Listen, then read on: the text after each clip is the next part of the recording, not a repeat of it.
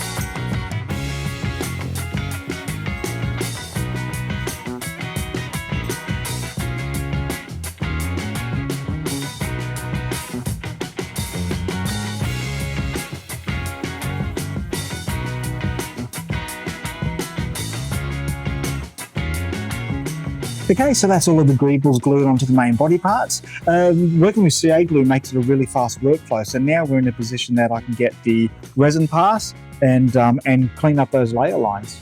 I'm going to be using the same process that I used for cleaning up the layer lines in my 3D printed Rogue One Stormtrooper helmet. So I'm just using regular e-resin, the PLA type.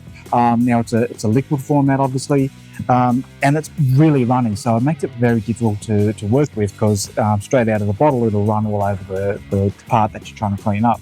So what I can do is make it a little bit more viscous by adding a little bit of baby powder, and that just prevents it running all over the place. And then in terms of applying it, I'm just using a makeup brush. I find that works really well. It gives a nice thin coating of the resin, and then I'm just doing small parts. So as soon as I've mixed it and put it on, I'll just do a quick zap with the torch, and then I'll move on to the next part. I really don't want to work on too many large parts at one point.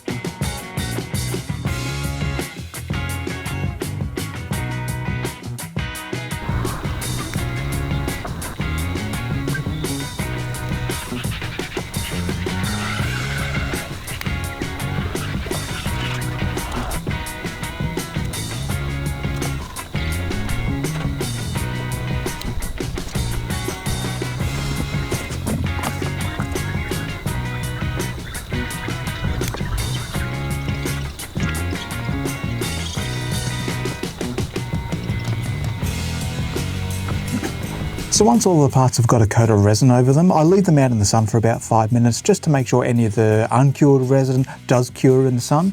And then what I find is there's a bit of a greasy film that's left over all of the parts. So I just use some isopropyl alcohol and rub that into this and clean that up. That gets rid of that greasiness. And then it's ready to start sanding. So one of the things you might notice is if we look at the part, you might think, oh my goodness, that looks quite horrible. You know, probably looks a lot worse than it did with just that initial sanding from the straight out of the printer. Well, yeah, that's correct. It does look a bit ordinary, but you just got to have faith in the workflow. So what I've actually done, I've started with this this piece already. So so from basically here on, I haven't sanded, but you can actually see the difference. So if you have a look at the lumpy bits of resin there, and then you can see where I've sanded that. So it does come up really well. So I've got lots of parts to keep sanding, so it's going to take me a couple of hours, but for you, I'll speed it up, so it should be a pretty quick process.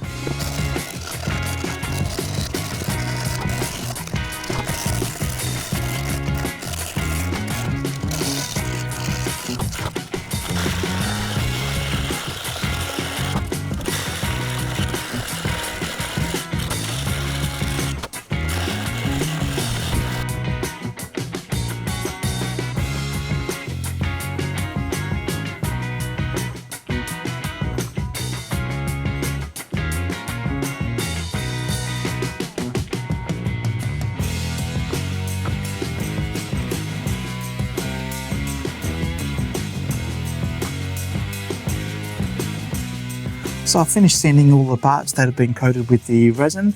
It's looking really good now. It's interesting that some of the parts look like you can still see the layer lines from 3D printing, but they're actually smooth to touch. So my next step now is to start spray puttying. This will just fill in any of the really small holes that are remaining there. So I'll give that a good coat. But before that, I'm going to go through and mask some of the areas that I don't want spray putty to get attached to.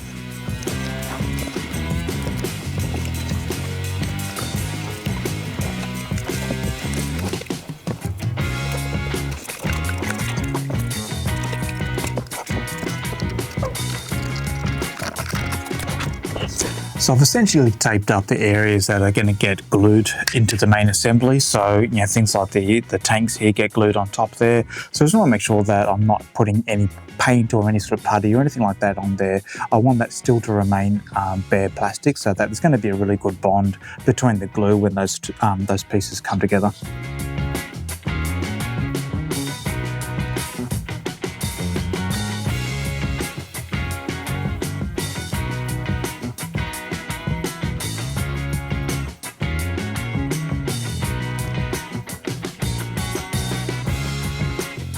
All the parts now, I've had a couple of coats of the spray putty, and I'm now at the stage where I'm doing some wet sanding. So I'm starting off with a 400 grit sandpaper, keeping that wet as I use it, and then I'll progress through to a 1200 sandpaper.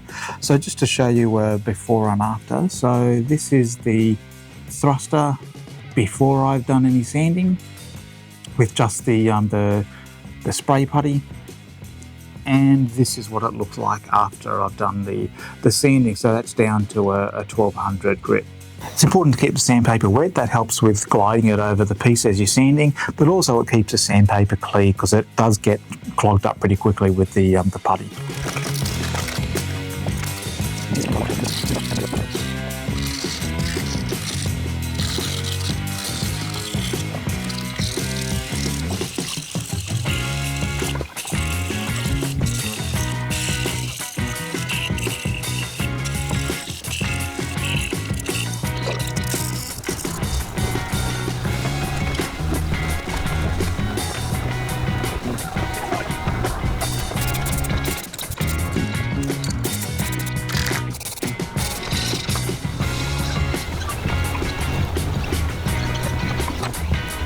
Now the tanks have got the silver coat on them. I'm going to add a little bit of weathering by just putting a little bit of toothpaste on some of the edges there, just to look like there's a little bit of nicking on the surface paint.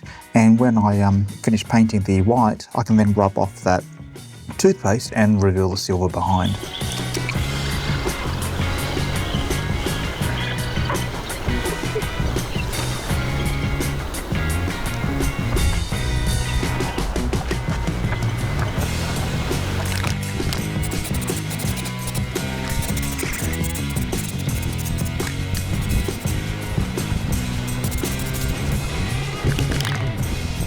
Now that the main painting's done, there's lots of little jobs that need to be completed before I can wrap up the build. So one of the things I did was order some conduit from Amazon. Now, unfortunately, when it arrived, it wasn't the size that it was advertised at. So I've had to design in Fusion some connectors to be able to sort of close the gap here. So this is a little piece that connects to the main body. It's going to be much shorter than that because it connects to this here. So yeah, this is just an example piece. It's a little bit too long right now. So I've had to build a bunch of connectors in here. So I'll zap out the end that's going inside the connector, but the end that's going inside the hose, I'll actually use E6000, and that's because the E6000 gives a little bit more flex, and this hose will be flexible. Not so much here, it's going to be fairly rigid, but there's a long piece that goes from the back over into the mouthpiece. The other piece I had to design was the mouthpiece. So the hose connects to this end here, and then I built this in Fusion. So this is just a really quick and dirty design. This will sit into the lip of the Stormtrooper helmet, right underneath where the aerators are, and then I've got a rare earth magnet here, so that will connect nice and firmly and it won't easily pull out. The hose wasn't the only mishap that I've had with the project so far. I was doing some detail painting here with the black stripes here, and I used some proper painter's tape. Now this is tape that's designed to give you nice crisp edges, and it was absolutely hopeless. So when I pulled the tape back off, it just had bleed all the way underneath it, and I had followed the instructions, and it was still just a very, very untidy mess after I'd taken the tape off. So I've already done an initial touch up with the paint, but definitely needs a second go over today. And speaking of the paint detailing, I've now swapped over to some blue tape. I hope that's going to be a lot better. And I'm just in the process of just masking up all of these edges. So there's some awkward detailing here that needs to be done over this bit of a greeble and that black dot inside the button there. Now for a fun job, let's take off this toothpaste and reveal the damage and the silver paint underneath.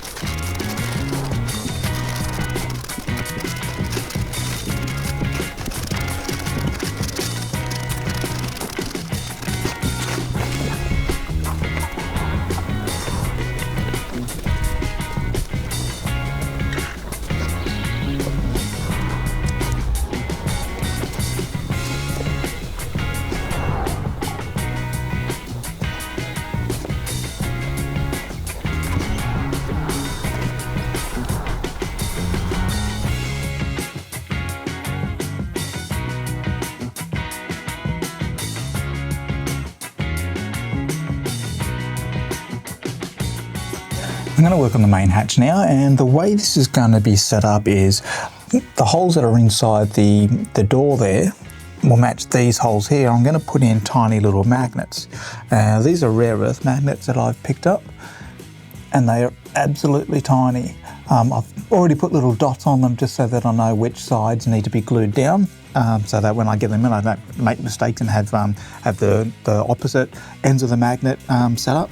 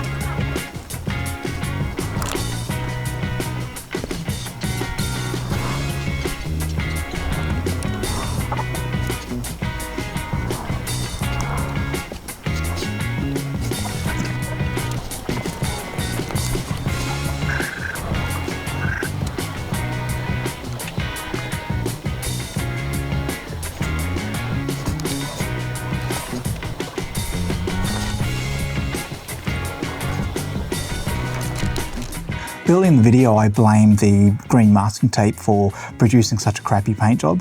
To be honest, I think it's more to do with my painting abilities more than anything else. You can see that's quite embarrassing. But what I've been able to do is use the white spray paint to just touch up those areas on the other thruster here. So it's now looking pretty good anyway. So I'm going to go through and do that. I've got to do this on the thruster and also on the main body. I've already done it on the pipe, so that's good to go.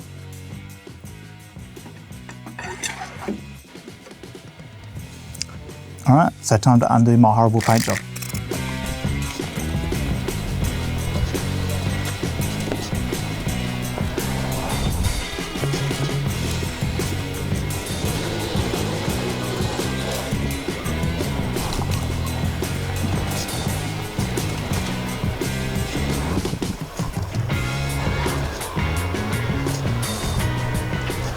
Good morning, it's a new day and I'm actually heading off to a troop today, hence the Hornet shirt. But before I do, I want to get the main pipe connected to the body part. And what I've done here is set up a bit of a jerry-rig system. Got some Christmas candle boxes here and some magnets here just to sort of raise a metal ruler. And some sort of blockers here to sort of make sure that the pipe doesn't roll over. So the thing is, this pipe needs to run nice and straight to the body, and also I need to make sure it's level to the body as well on the side. Now, one of the things I'm concerned about is that this whole pipe here is only really connected to the body using one cylinder. So what I want to do is use Weldon 16. It's an acrylic cement, and what the benefit of using that is that's going to fuse the plastics together, which will create a nice strong bond. Now, this will get reinforced once the hose connection comes here, so that will get a little bit more strength, but to be honest, I think this is going to be a weak part for the entire build.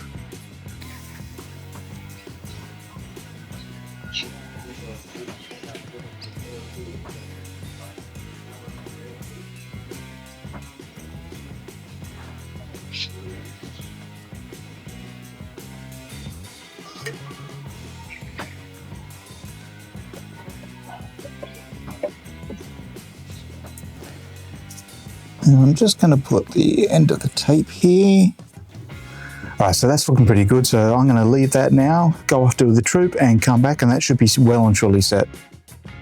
Now that the pipe is secured to the main base, I'm going to add the hose to the end of the pipe. Now I'm going to do this in a couple of stages. The first stage is to put E6000 around here, and I'll clamp this and let that sit overnight. That's because I don't want to glue this in. I don't want to put too much stress onto that glue until it's actually had a time to set.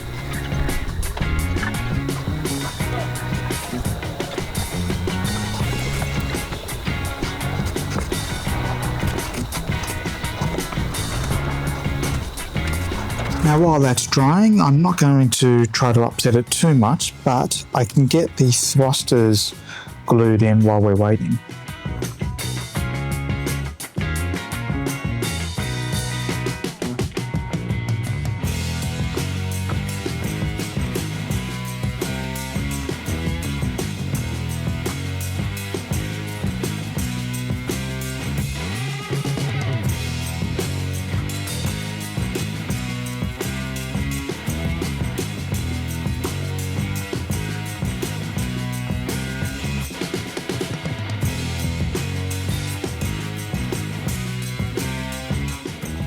While I still have access to the front of this back panel, I want to be able to set up a mechanism to ensure that this attaches securely to the back of the TK armour. So I might just quickly diagram how that's actually going to happen. So you have the back of the TK armour, the 011 marking, and that's sort of inside a bit of a rectangle. And that sort of then heads up into the to the back, and then we've got the helmet that comes up here on the back plate. That says 3D printed back plate for the space pack. I'm going to have a ring that I'm going to set up with a hole in it that will have a rare earth magnet attached. And on the inside of the Stormtrooper backplate, I'll have another rare earth magnet in the middle of each of these rectangular pieces. And I've got some metal that I'm going to shape up to put on the actual back of this, so just there. So the magnets will stick onto that nice and easily. The other thing I'm doing is I've created a bit of a half cylinder piece on the 3D printer that I'm going to stick in here. And so when I combine this piece to this other insert, that should neatly fit inside the 0 and 11 detail pieces of the back of the Stormtrooper armour.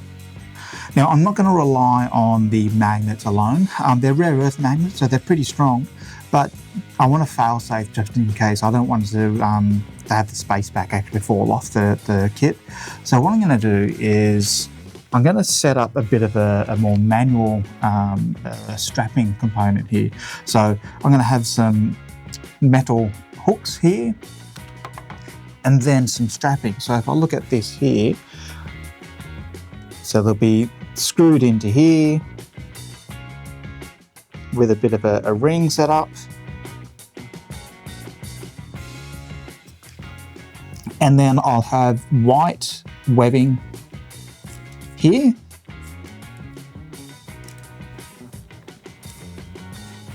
And then a bit of a buckle here. And then moving forward down on the other side of the armour, I'll have black webbing. This white webbing will disappear, you won't notice it at all. And this black webbing will go on the inside, just around where the neck seal is. It'll go in just underneath the chest piece. And then I'll wear a bit of a belt just around my torso there, with some connectors there to hook up to the strapping. So that should be a bit of a fail safe just in case the space pack wants to sort of fall off.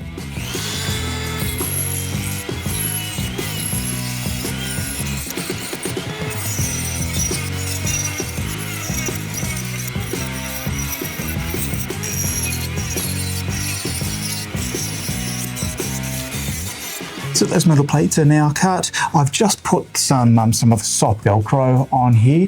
These plates will be flipped around when it's for the final build. I just don't want to have that scuffing the actual TK armour because I'm not always going to be wearing space pack and I don't want it to damage it.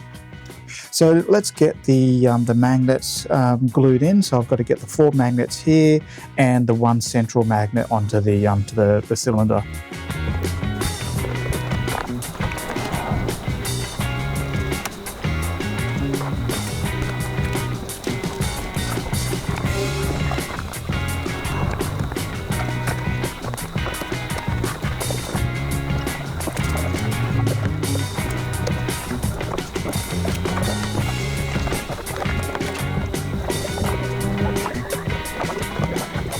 The alignment pegs have now finished 3D printing, so I'll just give them a little bit of a clean up.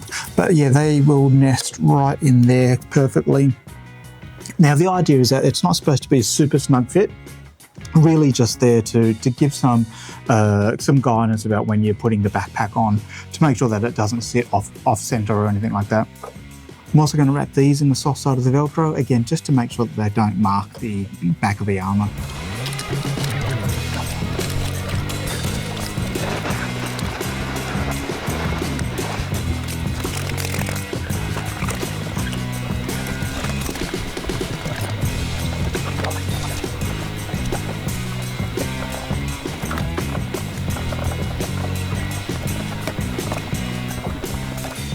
So this might be the bit in the video where I look back on and go, wow, that was a really big mistake. I spent ages trying to mark up and get the measurements right for where my pegs are going to go. And I've got them roughly right. It was very difficult to try and get them correctly placed. Then I realised I don't really need to do all of that work. What I can do is just recess them into the parts, glue them here, and carefully line this up and glue it in place. May regret this, but I think this is going to work.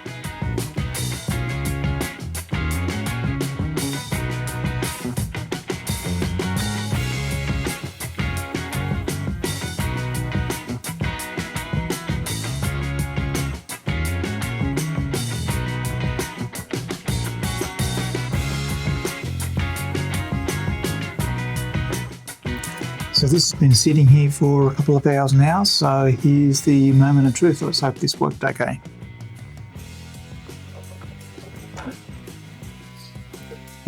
Perfect.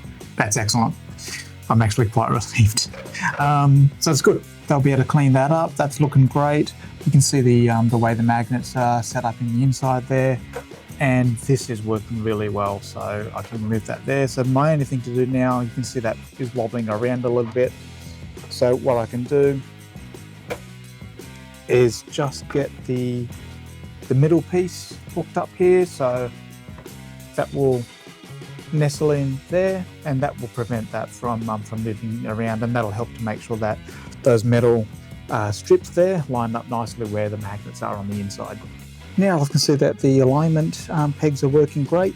I can now just do the final assembly, get this back piece onto the main space pack and install the tanks, and then we can start weathering.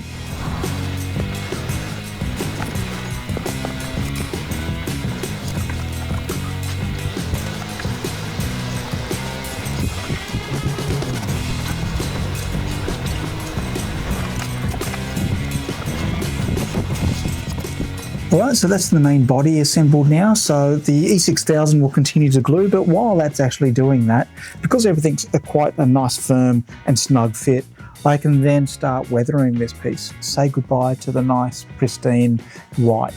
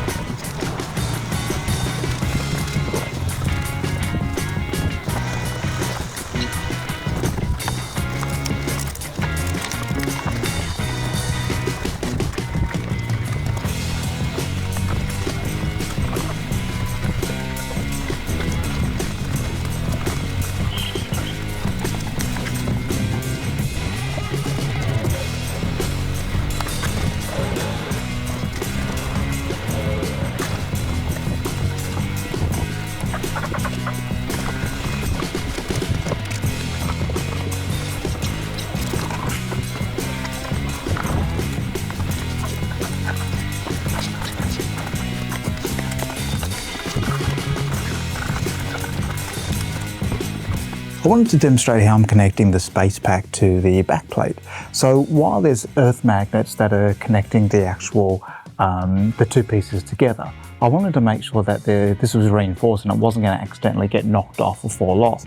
So I've connected and sewn in two bracing straps that just connect from the back of the space pack over my shoulders, and they'll sit nice and neatly underneath and hidden behind the chest plate. So I've got a belt here that's just sitting underneath my chest there, and it's nice and tight, and I've just sewn together some strapping there. I've got some adjustable straps here, and you can see there I've got a safety pin just preventing this strap from sliding. So that's feeling nice and secure now. I'm not concerned about that falling off the back and releasing from the magnets, and it's actually helping to support the weight. The other thing I wanted to make sure was that the webbing wasn't going to be too noticeable from the back. So what I've done is, and you might be able to see, I'll just turn around. What I've done is I've actually used white webbing from the back of the space pack, and then I'm connecting it just where the top of my back plate is. I've then swapping that over to black webbing. That way it kind of gets hidden behind the Under Armour, and you don't notice it at all while from the back. So the other good thing is the two tanks, the vertical tanks, they kind of hide that strapping as well. So it's only really if you're on the side that you might notice any of that strapping. So it's a nice way of being able to support the space pack without it being particularly noticeable.